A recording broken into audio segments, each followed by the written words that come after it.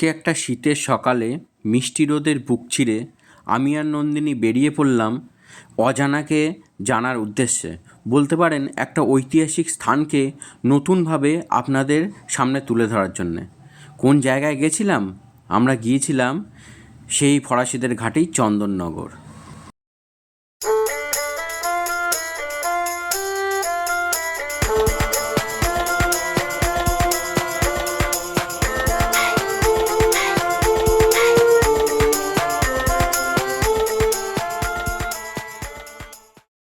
আমরা সকালের দিকে বেরিয়ে ব্যারাকপুর হয়ে চলে গেছিলাম চন্দননগর। প্রথমে ব্যারাকপুরের ধোবিঘাটে গিয়ে দেখতে পাচ্ছেন এইভাবে স্কুটিটাকে বোটের ওপরে তুলতে হয়েছিল। এবার এখান থেকে আমরা ঘাট পার হয়ে গেছিলাম শ্রীরামপুর এবং সেখান থেকে স্কুটি করে চন্দননগর। চন্দননগর বা চন্দননগরে বা চাঁদের নগর বা একসময় বলা হতো ফরাসিদের ঘাঁটি ফরাসডাঙ্গা। এই ফরাসডাঙ্গা ক্রমশই পরে চন্দননগরে পরিণত হয় এবং 1690 খ্রিস্টাব্দে বাংলার শাসনকর্তা শায়েস্তা খাঁর কাছ থেকে ফরাসিরা এই চন্দননগর লাভ করেন। বোড়ো, খালিশানি অ্যান্ড গোয়ালপাড়া এই 3টে গ্রাম মিলে সৃষ্টি হয়েছিল চন্দননগরের। এবং স্বাধীনতার পর 1950 সালে চন্দননগর পশ্চিমবঙ্গের সাথে যোগদান করে। চন্দননগরে আছে ফরাসিদের স্মৃতি বিজড়িত সুন্দর দর্শনীয় স্থান। এ শহরের প্রতিটি জায়গা ঘুরতে প্রায় আপনার দিনের অর্ধেক পার হয়ে যাবে। 1664-তে সৃষ্ট ইস্ট ইন্ডিয়া কোম্পানি এরকম বড় বড় জাহাজ নিয়ে এসে ডুপ্লের হাত ধরে চন্দননগরে তাদের কর্তৃত্ব জমায়। সুদীর্ঘ সময় ফরাসিদের অধীনে থাকার ফলে এই শহরের প্রতিটি ইটে পাওয়া যায় ফরাসি ইতিহাসকে ছোঁয়ার সুন্দর হাতছানি। বারাসাত থেকে ব্যারাকপুরের ঘাট পার হয়ে শ্রীরামপুর হয়ে চন্দননগর পৌঁছেছিলাম। আপনারা খুব সহজেই হাওড়া স্টেশন থেকে লোকাল ট্রেন ধরে মাত্র আধ ঘন্টায় পৌঁছে যেতে পারেন চন্দননগর। বর্তমানে চন্দননগর জগদ্ধাত্রী পুজোর জন্য জগৎ বিখ্যাত এবং এর আলোকসজ্জাও চোখে পড়ার মতন। অনেকে মনে করেন মা চণ্ডীর মন্দিরের নাম অনুসারে চন্দননগর নামের উৎপত্তি। কলকাতার ব্রিটিশদের সাথে পাল্লা দিয়ে ফরাসিরাও এখানে গড়ে তুলেছিল স্ট্যান্ড, বাগবাজার, বউবাজার, বড়বাজার প্রমুখ জায়গাগুলি। আমরা চন্দননগরে পৌঁছে প্রথমেই চলে গেছিলাম স্ট্যান্ডে। চন্দননগরের স্ট্যান্ড হলো 2 কিলোমিটার লম্বা একটা রাস্তা যেটা নদীর ধারে অবস্থিত। এখানে বিকালবেলায় প্রচুর মানুষের সমাগম ঘটে এবং এই যে ঘাটটা আপনারা দেখতে পাচ্ছেন এই ঘাটটাকে বলা হয় জোড়াঘাট, যেটা ফরাসিরা স্ট্যাবলিশ করেছিল অনেক কাল আগে। এই ঘাট দিয়েই তারা বাণিজ্য করে বেড়াতেন। ফরাসিদের সাথে যে ব্রিটিশদের যুদ্ধ হয়েছিল তাও এই জায়গাকে কেন্দ্র করে। ডুপ্লেক্সের আমল থেকে ফরাসিরা চন্দননগরে তাদের ঘাঁটি শক্ত করে এবং চন্দননগরের স্বর্ণযুগ শুরু হয়। এই স্ট্যান্ডের চারপাশে আছে প্রচুর খাবার দোকান, সুন্দর সুন্দর জিনিসপত্রের দোকান এবং এটা অতীতের একটা স্ট্যান্ডার্ডের ছবি। বর্তমানে স্ট্যান্ডার্ডের আর অতীতের মধ্যে অনেক পার্থক্য ঘটে গেছে। সন্ধ্যেবেলায় এই আলোকসজ্জিত স্ট্যান্ডের পাড়ে বসে চায়ে চুমুক দিয়ে দিব্যি সময় কাটানো যায়। স্ট্যান্ডের পাশেই আছে রানীঘাট। এই ঘাটকে মনে করা হয় দুর্গাচরণ রক্ষিত এই ঘাটটি বানিয়েছিলেন।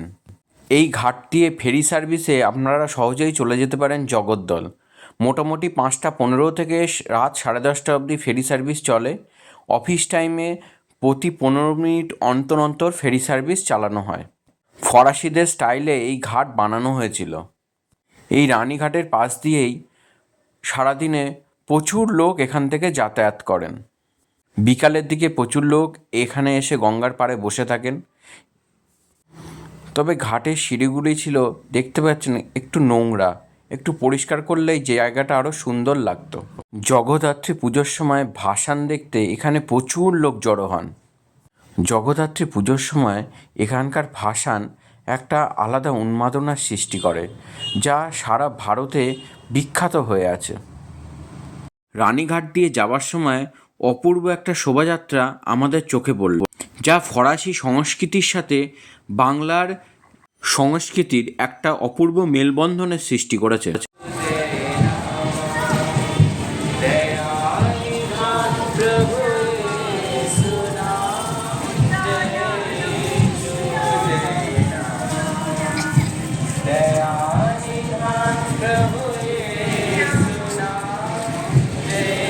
এরপর আমরা চলে গেলাম চন্দননগরের মিউজিয়াম দেখতে। চন্দননগর মিউজিয়াম, যেটা ওপেন হয়েছিল 1956-এ এবং এটি তৈরি করা হয় ফরাসি গভর্নর ডুপ্লেক্সের বাড়িতে। এই মিউজিয়ামে আসলে আপনারা দেখতে পাবেন ফরাসিদের ব্যবহৃত বিভিন্ন জিনিস এবং ইন্দো ফরাসি যুদ্ধের অস্ত্রশস্ত্র ও ফ্রান্সের বিভিন্ন ঐতিহ্য এবং সেই সময়কার ফরাসি গভর্নর ডুপ্লেক্সের ব্যবহৃত জিনিসপত্র। এই মিউজিয়ামে ঢোকার প্রবেশ মূল্য ভারতীয়দের জন্য মাত্র 5 টাকা এবং বিদেশিদের জন্য 20 টাকা এবং এই মিউজিয়াম সকাল 11টা থেকে বিকেল 5:30 অবধি খোলা থাকে ও প্রতি বৃহস্পতিবার এবং শনিবার এই মিউজিয়াম বন্ধ থাকে। স্ট্যান্ডের পাশেই এই মিউজিয়াম অবস্থিত। ফরাসিরা 1664 খ্রিস্টাব্দে ফরাসি ইস্ট ইন্ডিয়া কোম্পানি প্রতিষ্ঠিত করেন এবং ভারতে 1668 সালে তারা সুরাতে প্রথম ফ্যাক্টরি প্রতিষ্ঠা করেন। তাদের ভাগ্য বদলায় যখন ডুপ্লে গভর্নর হিসেবে ভারতে আসেন। 1742 খ্রিস্টাব্দে তিনি গভর্নর হিসেবে ভারতে এসে ইঙ্গো ফরাসি দ্বন্দ্বের সূচনা করেন। ফরাসি গভর্নর ডুপ্লে বরাবরই চেয়েছিলেন ভারতে তাদের বাণিজ্য কুঠি থেকে শুরু করে শাসন ক্ষমতা প্রতিষ্ঠিত করার জন্য। ইউরোপীয় শক্তিগুলির মধ্যে ফরাসিরাই প্রথম বুঝেছিল ভারতকে শাসন করা সম্ভব এবং তাদের পথ ধরেই ইংরেজরা সেই পথে এগোয় এবং ফরাসিদের শেষ পর্যন্ত হারিয়ে তারা আমাদের ভারত দেশ দখল করে নেয়। 5 টাকা দিয়ে টিকিট কাটার পর এই লকার রুমে আপনার যাবতীয় মূল্যবান সামগ্রী ইনক্লুডিং মোবাইলও ওখানে জমা করতে হবে। তারপর লকার রুম আটকে চাবি নিয়ে আপনি চলে যেতে পারবেন মিউজিয়ামের অন্দরে। মিউজিয়ামের ভিতরে আছে ফরাসিদের ব্যবহৃত বিভিন্ন আসবাবপত্র এবং ডুপ্লেক্সের ব্যবহৃত সজ্জা, পুরনো চেয়ার টেবিল, অনেক বই খাতা, পুরনো এভিডেন্স চন্দননগরের। আর একটা দেখতে পাচ্ছেন, এটা ছাপাখানায় ব্যবহৃত একটা বই ছাপানোর মেশিন। স্বাধীনতার আগেও এই বাড়িটির ভূমিকা ছিল ভারতের ইতিহাসের ক্ষেত্রে অনস্বীকার্য। ডুপ্লে সাহেব এই বাড়িতে ছিলেন এবং ভারতীয় স্বাধীনতা সংগ্রামীরাও প্রায় এসে এই বাড়িতে এসে আত্মগোপন করে থাকতেন। আলিপুর বোমার মামলায় অভিযুক্ত হয়ে গোবিন্দ ঘোষ এবং অন্যান্য বিপ্লবীরা এই বাড়িতেই আত্মগোপন করেছিলেন এবং এটি যেহেতু ফরাসিদের উপনিবেশ ছিল, ওই জন্য ব্রিটিশরা সহজে এসে এখানে ঢুকতে পারতো না। ঢোকার জন্য ফরাসিদের অনুমতি নিত এবং সেই সুযোগেই বিপ্লবীরা এখান থেকে পালিয়ে অন্যত্র চলে যেত। অনেকেই বলেন অর্ধ চাঁদের মতন চন্দননগর নগরী ছিল বলে সেখান থেকে চন্দননগর নাম এসেছে, বা বলা হয় এখানকার তাঁতের বস্ত্রের খ্যাতি ছিল জগৎ বিখ্যাত এবং এখান থেকে সারা ভারতে তাঁতের বস্ত্র রপ্তানি করা হতো। এ কথা যে একদমই সত্যি তার প্রমাণ আপনারা এই মিউজিয়ামে আসলেই দেখতে পাবেন।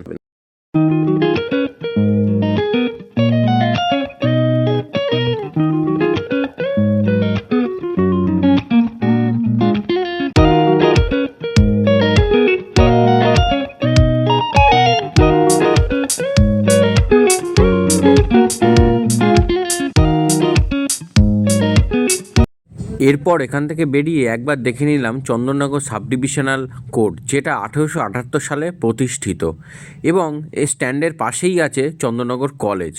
এটাও শতাব্দী প্রাচীন একটা কলেজ এবং এটিও ইতিহাস সমৃদ্ধ এবং অনেক পুরনো ঘটনার সাক্ষী হলো এই চন্দননগর কলেজ।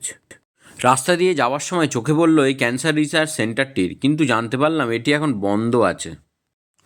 এরপর আমরা চলে গেলাম চন্দননগরের বিখ্যাত স্যাক্রেড হার্ট চার্চ। স্ট্যান্ডের অদূরেই অবস্থিত খুব সুন্দর এই চার্চটি। এই চার্চটি প্রতিষ্ঠিত হয় 27শে জানুয়ারি 1884-এ এবং এর প্রতিষ্ঠাতা ছিলেন পল গোথেলস। এই চার্চটি দেখতে হলে আপনাকে যেতে হবে সকাল 11টা থেকে বিকাল 5টার মধ্যে এবং সোমবার করে এই চার্চটি বন্ধ থাকে। Oh Christ, whose mercy like a river flows, in gratitude my heart its song bestows. From sin's abyss your love has set me free.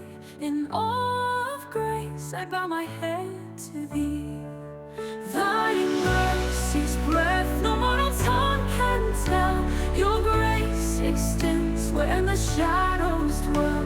In wondrous love my soul. এরপর আমরা চলে গেলাম ইন্দ্রনারায়ণ রায়চৌধুরী প্রতিষ্ঠিত নন্দদুলালজির মন্দির। এই মন্দিরটি প্রতিষ্ঠিত হয় 1740 সালে। ইন্দ্রনারায়ণ রায়চৌধুরী অল্প বয়সে বিধবা মায়ের হাত ধরে চন্দননগরে আসেন যশোর থেকে। এসে তিনি লেখাপড়া শিখে ফরাসিদের অধীনে হিসাবরক্ষকের চাকরি নেন এবং সেখান থেকে প্রচুর টাকা উপার্জন করে মন্দিরটি প্রতিষ্ঠা করে। পরে 1756 সালে ব্রিটিশদের আক্রমণে এই মন্দিরটি ধ্বংসপ্রাপ্ত হয় এবং ইন্দ্রনারায়ণ রায়চৌধুরী মারা যান এবং মন্দিরে অবস্থিত প্রচুর ধনসামগ্রী তারা লুট করে নিয়ে এখান থেকে চলে যান। চন্দ্রদুলার মন্দিরের সাথে সাথেই ওতপ্রোতভাবে জড়িত চন্দননগরের জগদ্ধাত্রী পুজোর ইতিহাস। এই পুজো প্রচলন করেন ইন্দ্রনারায়ণ রায়চৌধুরী 1750 খ্রিস্টাব্দে। সেই সময় চন্দননগরের চালের ব্যবসায়ীরা দুর্গাপুজো করতেন এবং দুর্গাপুজোর সময় তারা এতটাই ব্যস্ত থাকতেন যে দুর্গাপুজোর 4 দিন তারা কোনো রকম আনন্দই করতে পারতেন না। সমস্যার থেকে মুক্তি দেন ইন্দ্রনারায়ণ রায়চৌধুরী তার বাড়িতে প্রথম পুজো করে।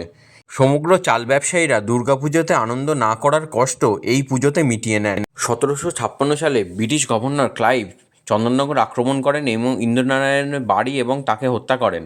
এরপরে এই পুজো চলে আসে চালপট্টিতে তারপর থেকে পুজো করা হয় এবং বর্তমানে আদিমা রূপে চন্দননগরে এই পুজো জগৎ বিখ্যাত। আর স্ট্যান্ডের পাশেই আছে পাতাল বাড়ি, যেখানে রবীন্দ্রনাথ ঠাকুর এসে থাকতেন বলে মনে করা হয়। এরপর আমরা সবশেষে চলে গেলাম সূর্যকুমার মোদকের দোকানে জল ভরা সন্দেশ খেতে।